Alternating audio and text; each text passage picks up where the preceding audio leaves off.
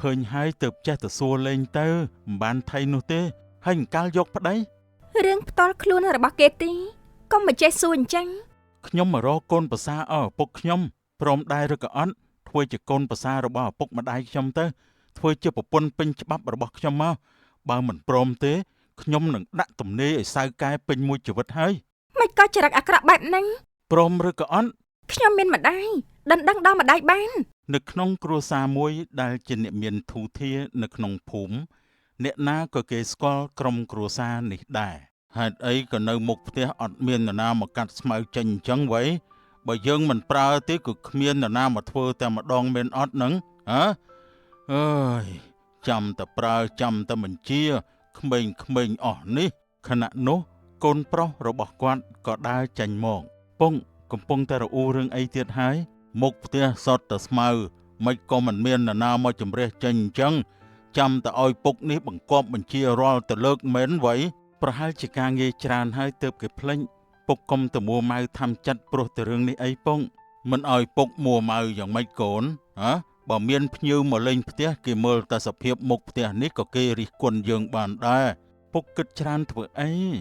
រិះគន់ជាមាត់ទៅទេតាដោយសារតែមនុស្សនៅក្នុងផ្ទះរវល់ទើបមិនបានធ្វើពុកកុំតែគិតច្រើនបន្តិចទៀតមានអ្នកមកធ្វើហើយកូនឯងបំរុងទៅណាមែនទេខ្ញុំមិនបានទៅណាផងពុកគ្រាន់តែចាញ់ដើរមកមុខផ្ទះឲ្យជ្រះថ្លាមុខមាត់ខ្លះ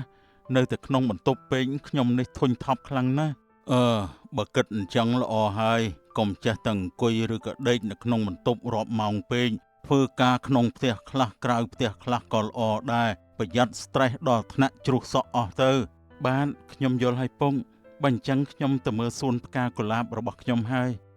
ទៅចុះថាចប់ហើយអមរិតក៏បានដើរទៅសួនផ្កាកុលាបរបស់គេតែម្ដងផ្កាកុលាបរបស់ខ្ញុំដុះលូតលាស់ល្អមែនណោះសម្រស់នេះក៏ស្រស់ស្អាតទៀនតែគួរឲ្យស្ដាយណាស់ដែលខ្វះអ្នកមកជួយថែទាំរក្សាសួនផ្កាមួយនេះទៅជាមួយគ្នាខណៈនោះផងដែរក៏មានអ្នកដើរមកកាន់ទីនេះអត់ទៅចាខ្ញុំថែរាល់ថ្ងៃហើយមិនដេចក៏មកដល់ស្ដីថាដូច្នេះទៅកានមញោបឬក៏យ៉ាងម៉េចអ្នកប្រើមកមើលបានតែបន្តិចសោះក៏ប្រឹងនិយាយថាថែទាំរាល់ថ្ងៃដែរបំភ្លើសណាស់ខ្ញុំមិនបំភ្លើសអីទេស្រោចទឹកដាក់ជីគ្រប់ពេលឲ្យតែនាងខ្ញុំនេះមកដល់ឥឡូវខ្ញុំមករាប់ចំនួនផ្កាបានប្រមាណ100ដើមប្រមាណ100ទងបើសិនជាបាត់តែមួយទងទៅខ្ញុំរករឿងអ្នកប្រុសហើយតែសួនផ្កានេះជារបស់ខ្ញុំហើយជាទឹកដីរបស់ខ្ញុំមិនមែនជាកន្លែងរបស់នាងឯណាប៉ុន្តែខ្ញុំជាអ្នកថែរក្សាខ្ញុំស្រឡាញ់មិនចង់ឲ្យនរណាកាច់ផ្កានេះទៅសំបីតែមួយតងបើស្រឡាញ់កុំបំផ្លាញកុំបេះបោចយកទៅបង្ហិនអីវាល្អក្នុងដៃតែមួយផ្លែទេប៉ុន្តែវានឹងស្លោកស្រពោនក្រៀមស្វិតគ្មានជីវិតដូចនៅលើដើមនេះឡើយរៀបរាប់ណាខ្ញុំមិនចង់ស្ដាប់ទេទៅផ្ទះនាងវិញចុះខ្ញុំចេះថែរក្សារបស់ដែលខ្ញុំស្រឡាញ់នេះហើយកុំឲ្យតែបានតែមាត់ថាស្រឡាញ់តែមិនថែរក្សាប្រយ័ត្នណាប្រហែលបានប្រយ័ត្នគឺគង់វង្សយូរអង្វែងទៅវិញទៅលាសិនហើយអញ្ចឹងបាយថាចំលំអងក៏ចាក់ចេញទៅចំជាប្រកែបដៅមែនជាងម៉ែឪខ្ញុំទៅទៀតកូនស្រីកូនឯងជួយបញ្ចូលគូតម្ជុលឲ្យម៉ែបន្តិចមកកូនម៉ែឲ្យអ្នកផ្សេងធ្វើទៅក្នុងផ្ទះក៏មានមនុស្សធ្វើការដែរតាបើជួលគេមកឲ្យម៉ែធ្វើតែខ្លួនឯងដដែលតើជួលគេមកធ្វើអីគ្រាន់តែពឹងបន្តិចសោះវែងឆ្ងាយម្លេះកូនស្រីទោះបីជាមានមនុស្សនៅជាមួយយ៉ាងណាក៏ដោយប៉ុន្តែកូនត្រូវតែចេះធ្វើការងារទាំងនោះដូចគ្នាមិនមែនអាងតែគេហើយមិនចេះធ្វើអីសោះនោះទេឧទាហរណ៍កូនជាថៅកែគេហើយកូនជួលបុគ្គលិកជាច្រើនឲ្យមកធ្វើការតែកូនជាថៅកែនេះបើមិនចេះធ្វើការដែលបុគ្គលិកធ្វើផងតើធ្វើមិនដេចនឹងគ្រប់គ្រងគេកើតហើយសង្ឃឹមម៉ែថាអាចក្លាយជាថៅកែនេះពេញមួយជីវិតឈរជើងដល់មួយខែឬអត់ម៉ែនិយាយច្រើនតែម្ដងខ្ញុំមិនចង់ស្ដាប់ទេខណៈនោះពូសាក់ក៏ដើរចូលមកម្ដាយនឹងកូនប្រកែកគ្នាអីទៀតហើយកូនលបងតវ៉ានណាគួរតែឲ្យតែធ្វើការងារចេញខ្លះទៅកុំឲ្យមានតែភាពខ្ជិលនៅក្នុងខ្លួនច្រើនពេកនាំតែពិបាកដល់ខ្លួនឯងទៅថ្ងៃអនាគតនោះទេកូនស្រីកុំរៀនតវ៉ាតមាត់ជាមួយនឹងឪពុកម្ដាយព្រោះពាក្យសម្ដីខ្លះពុកម៉ែនិយាយទៅគឺចង់ឲ្យកូនល្អនោះទេមិនមែនកាត់ស្លាប់កូនចោលឡើយ បើកូនគិតថាសម្ដីនេះស័ក្តិសមទទួលបានហើយអាចធ្វើឲ្យកូនកែប្រែបានកូនគួរតែកែតែបើចំណុចណាដែលកូនយល់ថាវាមិនសមហេតុផលទេនោះវាមិនដូចជាការដែលស្ដីចេញមកនោះកូនក៏មិនចាំបាច់តវ៉ាអ្វីច្រើនដែរត្រឹមតែស្ដាប់ហើយក៏ហីក៏បាន ចាខ្ញុំសុំទោសម៉ែមុននេះខ្ញុំរៀនច្រឡោតមិនបានគិតច្រើនមិនអីទេម៉ែពេលខ្លះក៏និយាយទៅតាមតែចិត្តខឹងនឹកឃើញដែរ ចាម៉ែឪវាចូលកូនប្រុសយើងមានឆ្លោះទាស់ទែងជាមួយប្អូនអ្នកថែផ្កាទៀតឬអត់ ប្រហែលជាអត់ទេម៉ែវាព្រោះមីអូនទៅវិញបាត់ហើយប្រហែលជាធុញកូនប្រុសយើងដែលនិយាយបំភ្លើសការពិតពេក កូននេះវាចំតែម្ដងរករឿងតាគី បងប្រុងខ្វះអ្នកឲ្យរករឿងអញ្ចឹងហើយម៉ែ មិនបាច់ទៅគិតអីអញ៉ៃអញ៉ៃច្រើនទេអារឿងកូនយើងសោះ លំអងមកដល់ផ្ទះវិញក៏ឃើញផ្កាដែលដាំនៅក្បែររបងត្រូវកូនឆ្កែរបស់នាងខំស៊ីណែអូយមកខំស៊ីរបស់ម៉ែឯងអញ្ចឹងអាកូននេះវ៉ៃអូយអត់មាននរណាគេមើលឯងទេអាអូនមិនក៏មិនមើលកូនបងអញ្ចឹងវ៉ៃ អីគេហើយរកអីបងស្រី ឯងអត់មើលទេឯងថាកើតអីនេះកូនបងវាមកខំស៊ីផ្កាបងអស់ហើយថែផ្កាគេបានយ៉ាងស្អាតតែមកមើលរបស់ខ្លួនឯងវិញចាប់គ្មានវិចារគ្មានពាក្យស្ដីទេបើបែបនេះអីនោះ មិនក៏ឯងខំបោចរបស់ម៉ែឯងអញ្ចឹងម៉ែឯងខំថែឯងខំមកខំអាកូននេះវិញតោះពូដាក់ចំណីឲ្យឯងឃ្លានហើយមិនក៏មិននិយាយកូនបងអត់ចេះនិយាយទេឯងនេះផ្ដេសផ្ដាស់តែខ្លួនឯងម៉ណែម៉ាយើងវាយឯងវិញដែលធំប៉ុណ្ណឹងហើយនៅតែលើកកំហុសមកឲ្យកូនបងទៀតបងស្រីខ្ញុំដឹងខុសហើយតោះពូដាក់ចំណីឲ្យឯងវិញតោះយើងថាចប់ហើយនីលិញក៏លើកកូនស្នាក់នោះចេញទៅជាមួយមិនដឹងថាបដៅបែបណាទៅវាខ្លាចបងវាទេនៅឯតារាងបាល់ទាត់បាល់នឹងមកឲ្យយើងមកទាត់ឲ្យវាខ្លាំងមើលកុំខ្លាចបាល់នឹងវាឈឺយើងហត់ណាស់សុំសម្រាកសិនហើយនរណាទៅចេះតែទាត់អត់អង្គុយសម្រាកខ្លះអញ្ចឹងទេឯងនេះឆាប់ហត់មែនទៅសម្រាកផឹកទឹកសិនទៅអញ្ចឹងយើងដឹងហើយរសៀលអញ្ចឹងរៀងតិចបន្តិចតែមុននេះក្តៅឡើងដល់ថ្នាក់ហូរញើសចង់ហៀពេញប៉ោតទៅហើយអត់មាននរណាដើរលក់អីសោះវ៉ៃយើងគោពោះណានេះខណៈនោះក៏ស្រាប់តែប៉ើងស្បែកជើងមកចំកណ្ដាលមុខអមរិតតែម្ដងនរណាគេគប់ស្បែកជើងមកចំកណ្ដាលមុខខ្ញុំហ្នឹងម្ចាស់វាណីណាខណៈនោះក៏មានអ្នករត់មកសុំទៅបងខ្ញុំតតបាល់ទេប៉ុន្តែវាដោយទាំងស្បែកជើងឲ្យខ្ញុំសុំទៅផងបង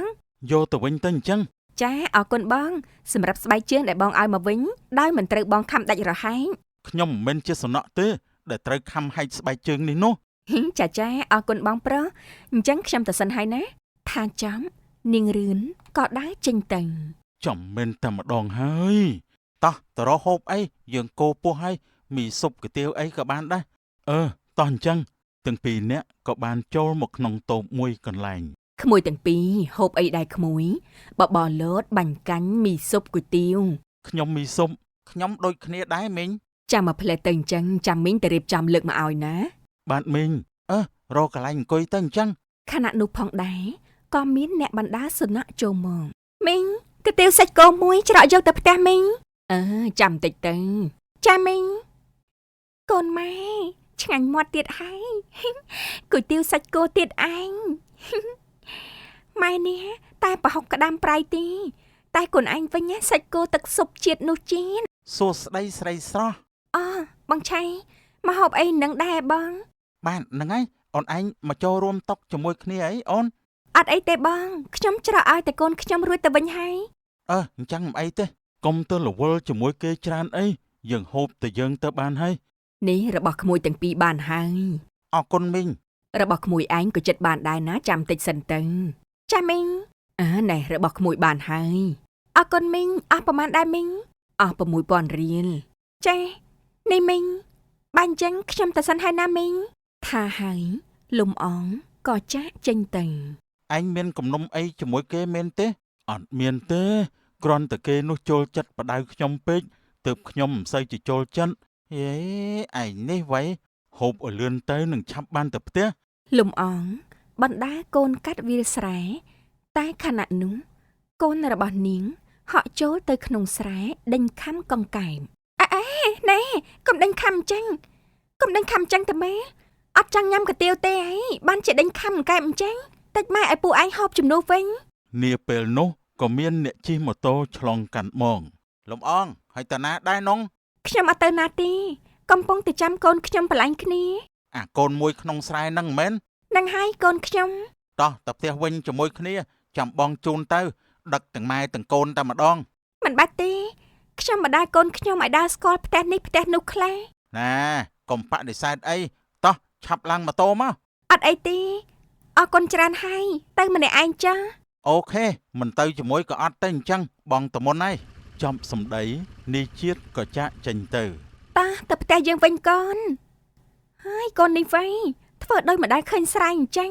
នៅឯផ្ទះពូសាក់ថ្លើមធំមែនឯនេះពិតជាហ៊ានខ្លាំងណាស់មកហ៊ានលូកថ្លើមយើងផងមែនទេខ្ញុំសុំទោសផងលោកពូតែខ្ញុំពិតជាអត់ទ្រាំហាម5ចាត់ខ្លួនឯងមិនបានពិតមែនខ្ញុំដឹងថាឋានៈខ្ញុំតូចទាបប៉ុន្តែបែរជាហ៊ានមកស្រឡាញ់កូនស្រីលោកពូឪវីកុំតែក្រេវក្រោតខ្លាំងពេកទៅមើលយើងជាមនុស្សដូចតែគ្នារស់នៅក្រៅមេឃតែមួយលើផែនដីនេះដូចគ្នាកុំប្រកែប្រកាន់ច្រើនពេកអីខ្ញុំមិនអនុញ្ញាតឲ្យកូនខ្ញុំតាក់ទងជាមួយវាទេម៉ែវាឯងកុំចេះតែចិត្តទូលាយពេកវាអាចគ្មានគំនិតស្អីគិតគូរទេរាល់ថ្ងៃនេះវាមិនអាចចិញ្ចឹមកូនយើងឲ្យរស់សនុកដោយមិនបាច់ធ្វើការអ្វីនោះទេឪវីមិនក៏ចេះតែមាក់ងាយមនុស្សត្រឹមសម្បកក្រៅដូចនេះពឹងកុំសម្លឹងមនុស្សត្រឹមតែសម្បកក្រៅបានអត់កូនឯងនៅក្មេងកូនឯងមិនយល់ទេថាផ្លូវជីវិតនោះវាលំបាកយ៉ាងណាបើយើងមិនមានលុយកាក់មិនមានឋានៈគេមិនសូវជាខ្វល់ខ្វាយចង់រាប់រកយើងទេទោះបីជាយើងប្រឹងធ្វើល្អជាមួយមានចិត្តស្មោះត្រង់ក៏ដោយមិនចេះក្បែរយកចិត្តអែបអបទៀតគឺវរិទ្ធតែចំពឹងខ្ញុំដឹងថាផ្លូវជីវិតវាមិនងាយស្រួលនោះទេខ្ញុំក៏មិនចង់មានបានដោយទ្រព្យដែលមានស្រាប់ដូចគ្នាប្រសិនបើរំពឹងតែលើទ្រព្យដែលមានស្រាប់នេះតែម្យ៉ាងធ្វើម៉េចនឹងចេះរកចេះច្នៃហើយតែថ្ងៃមុខនឹងកាន់តែយ៉ាប់យ៉ឺនបើអស់ទ្រព្យចែកមកនោះខ្ញុំសុំចិត្តពឹងកុំបំបីពួកយើងអី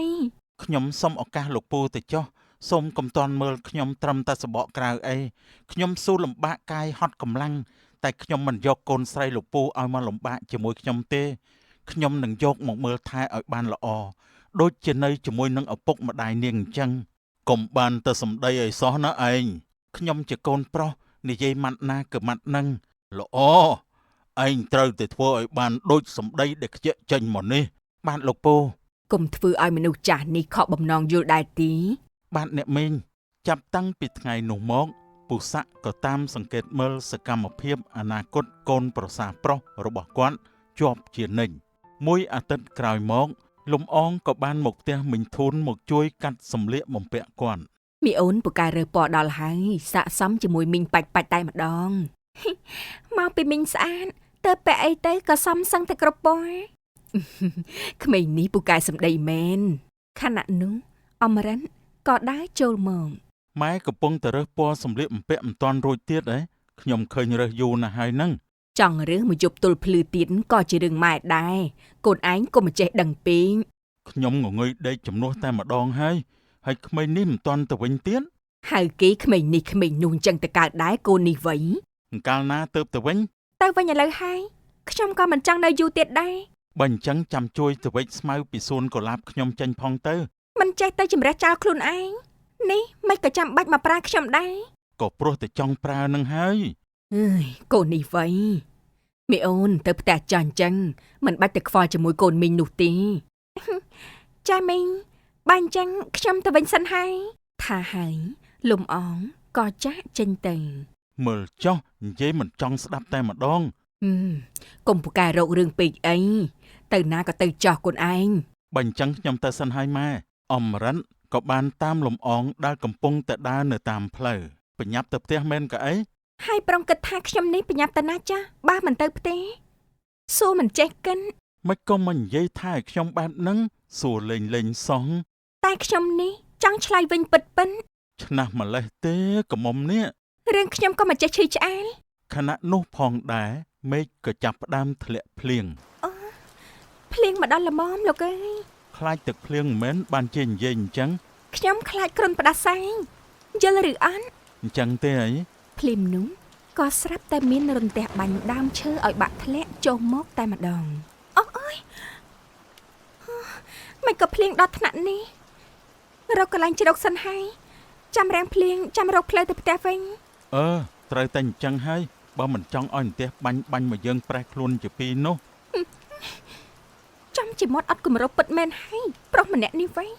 អ្នកទាំងពីរក៏បានទៅរកកន្លែងជ្រកភ្លៀងចិត្តរាំងភ្លៀងហើយឃើញហើយមួយសន្ទុះក្រោយមកមេឃក៏រាំងភ្លៀងតែម្ដងខ្ញុំទៅផ្ទះហើយថាចប់លំអងក៏ចាក់ចេញទៅលឿនមែនណ៎មីអូនមកវិញហើយហ៎មេឃទៅតែរាំងភ្លៀងកូននេះវិញចេញបាត់ពីផ្ទះយូរហើយខ្ញុំរវល់ការងារតាមម៉ែបងឯងមកវិញល្អហើយកូនបងឯងមិនព្រមងូតទឹកជាមួយខ្ញុំសោះនាំទៅក៏រត់បងឯងយកទៅងូតទឹកម្ដងទៅតាអញ្ចឹងទៅងូតទឹកជាមួយម៉ែណាកូនណាលំអងក៏នាំកូននាងចេញទៅបានកូនមួយនឹងចាប់លើកថើបរហូតឯងចំណែននឹងបងឯងមែនគ្មានទេខ្ញុំមិនចំណែននរណាទេខ្ញុំចូលទៅក្នុងវិញហើយក្មេងៗនេះវិញមិនយកប្តីយកប្រពន្ធឲ្យម៉ែនេះមានចៅទេឲ្យតែមានចៅជើង4អញ្ចឹងតែម្ដងជាច្រើនខែកន្លងផុតទៅពូសាក់ក៏បានរៀបចំមង្គលការឲ្យកូនស្រីពៅបន្ទាប់ពីមើលឃើញការតស៊ូរបស់បុរសដែលស្រឡាញ់កូនស្រីរបស់ខ្លួនព្យាយាមធ្វើការមានគំនិតគិតគូរខុសពីការគិតរបស់លោកដែលមើលឃើញត្រឹមតែសម្បកក្រៅបន្ទាប់ពីរៀបការរួចហើយទៅរស់នៅផ្សេងពីឪពុកម្ដាយត្រូវតែប្រឹងប្រែងទាំងពីរនាក់ណាយល់ទេកូនឯងត្រូវចាំថាការប្រឹងប្រែងតស៊ូទាំងប្តីប្រពន្ធស្មើដៃគ្នាវានឹងកាន់តែធ្វើឲ្យកូនថ្កុំថ្កើងហើយត្រូវតែស្មោះត្រង់ទើបឃើញលទ្ធផលចាម៉ែមើលថែកូនស្រីពុកឲ្យបានល្អណាបាទពុកហើយចុះកូនប្រុសឯងកាលរកប្រពន្ធរកកូនខ្ញុំពិបាកចិត្តណាស់ដែលពុកសួរបែបហ្នឹងខ្ញុំសូមមិនឆ្លើយអ្វីទៀតទេយេហ៊ីកូននេះវើយមួយរយៈក្រោយមកនៅតារាងបាល់ទាត់អមរិតឯងមើលណោះមានស្រីស្អាតបដើឆ្កែគេមកលេងបាល់ដែរឃើញហើយលំអងមកនេះមកនាំកូនមកទៀតកុំឲ្យកូនខ្ញុំនេះអបសុកពេកកុំចេះតែដើរខ្លួនឯងត្រូវចេះនាំកូនមកចាញ់ដើរដែរអញ្ចឹងល្អហើយខ្ញុំដឹងតែហើយកូនអាយុប្រមាណហើយលំអងខ្ញុំភ្លេចបាត់ហើយធ្វើជាម្ដាយគេទៅរួចភ្លេចអាយុកូនខ្លួនឯងអញ្ចឹងធ្វើម៉េចបើភ្លេចអញ្ចឹងនោះយ៉ាប់តែម្ដងហើយលុះពេលយប់ឡើងលំអងនឹងកូនរបស់នាងនៅមុខផ្ទះតែចៃដន្យអមរិតក៏ជិះកង់មកកាន់មិនមកឈរអីនៅមុខផ្ទះអញ្ចឹងនោះក្នុងផ្ទះវាក្តៅទៅចង់មកឈរនៅហ្នឹងថៃឃើញហើយទៅចេះទៅសួរលេងទៅមិនបានថៃនោះទេហើយអង្កលយកប្តីរឿងផ្ទាល់ខ្លួនរបស់គេទីកុំមកចេះសួរអញ្ចឹងខ្ញុំមករកកូនប្រសាឲ្យឪពុកខ្ញុំព្រមដែរឬក៏អត់ធ្វើជាកូនប្រសារបស់ឪពុកម្ដាយខ្ញុំទៅធ្វើជាប្រពន្ធពេញច្បាប់របស់ខ្ញុំមកបើមិនព្រមទេខ្ញុំនឹងដាក់ទំនេរឲ្យសៅកែពេញមួយជីវិតហើយមិនក៏ចរិតអាក្រក់បែបហ្នឹងព្រមឬក៏អត់ខ្ញុំមានម្ដាយដណ្ដឹងដល់ម្ដាយបានថាចំនាងក៏ចូលទៅក្នុងវិញបានតែប៉ុណ្ណេះបានសម្រេចហើយលុះប៉ុន្មានថ្ងៃក្រោយមកពួកគេទាំងពីរក៏ត្រូវបានភ្ជាប់ពាក្យคล้ายជាគូដណ្ដឹងគ្នាតែម្ដងអនាគតបងថ្លៃខ្ញុំឧស្សាហ៍តែបងប្រុសខ្ញុំរៀងខ្ជិលបន្តិចហើយកុំមកបង្អាប់អីទៅផ្ទះឯងវិញទៅក៏បានដែរអញ្ចឹងនិយាយប៉ះពាល់មិនបានតែម្ដងចរិយាក៏ដើរចេញទៅប្អូននិយាយការពិតក៏ខឹងដែរណោះ